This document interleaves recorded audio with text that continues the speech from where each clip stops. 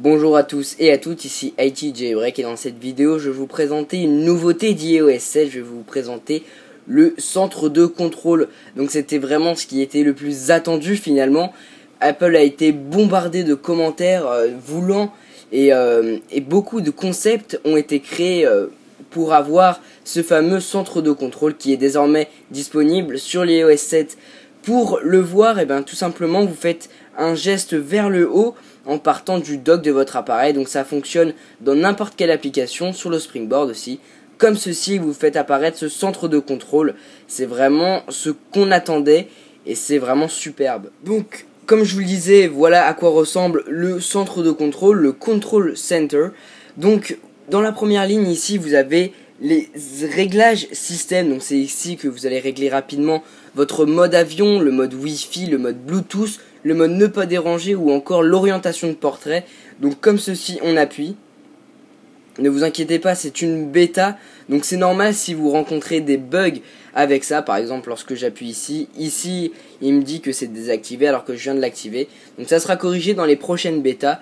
Donc vous voyez que lorsque j'active ou désactive des options, ici il y a le petit message m'indiquant s'il est activé ou non. Mais ça se voit avec le petit contour qui s'illumine. Ensuite, dans la deuxième ligne, vous avez le contrôle de la luminosité. Donc ça aussi c'est bien pratique. Donc par exemple, pour ceux qui n'étaient pas jailbreakés, il fallait se rendre dans les réglages de l'appareil pour pouvoir régler cette luminosité. Maintenant, un slide vers le haut et vous réglez ça tout de suite. C'est vraiment super pratique. Dans la troisième ligne, vous avez le contrôle de la musique. Donc un petit widget a été rajouté vous montrant le contrôle de la musique. Par exemple, je vais jouer une musique là. Donc on va attendre qu'elle se lance. Voilà. Ici donc vous avez le bouton play pause, avancer et reculer. Et grâce à ce petit curseur, vous allez pouvoir parcourir votre musique et vous rendre à l'endroit que vous voulez. Il y a aussi le petit slider de volume donc qui est juste là. J'étais sur un dock donc on ne le voyait pas. Donc comme ceci, rapidement vous allez pouvoir régler votre volume, même si vous pouvez le faire avec les boutons de votre appareil. Donc ça va avec le petit widget, donc c'est bien sympa de l'avoir quand même.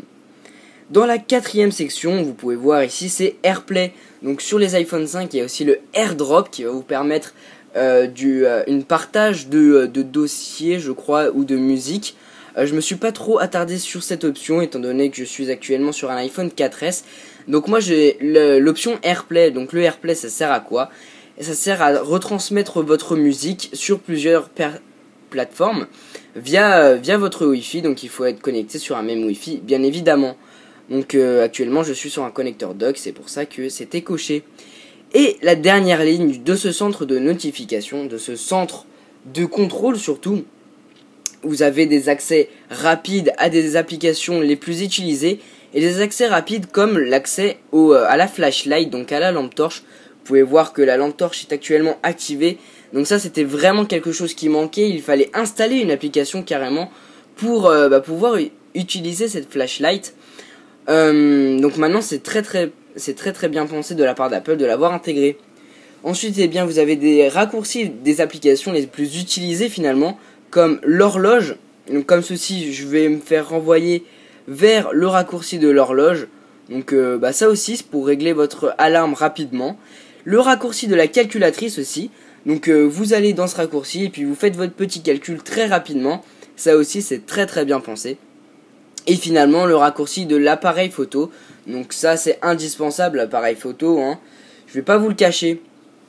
Ensuite, en vous rendant dans les réglages de votre appareil, vous descendez un petit peu et vous pouvez voir ici une section pour le centre de contrôle. Donc on appuie dessus et pour l'instant qu'une seule option est présente, c'est l'accès du centre de contrôle sur le lock screen. Donc moi vous pouvez voir que c'est activé. Donc on va se rendre sur le lock screen de notre appareil.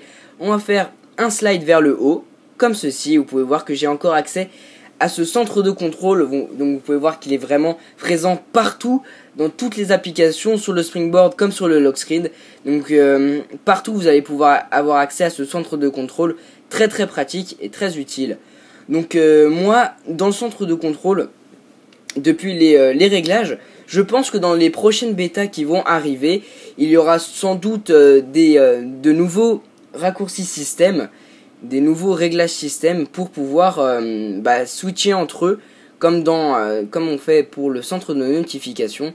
Donc régler ce qu'on veut activer ou non. Donc moi c'est ce que j'aimerais voir apparaître. Donc j'espère que ça sera disponible. Donc pour l'instant je vous laisse sur ce magnifique aperçu de ce centre de contrôle vraiment indispensable, que tout le monde le réclamait, et bien maintenant c'est disponible. N'oubliez pas de vous abonner à mon compte Facebook et à ma chaîne YouTube, et de visiter mon site internet itjailbreak.com où je poste toutes mes actualités et mes vidéos. Merci.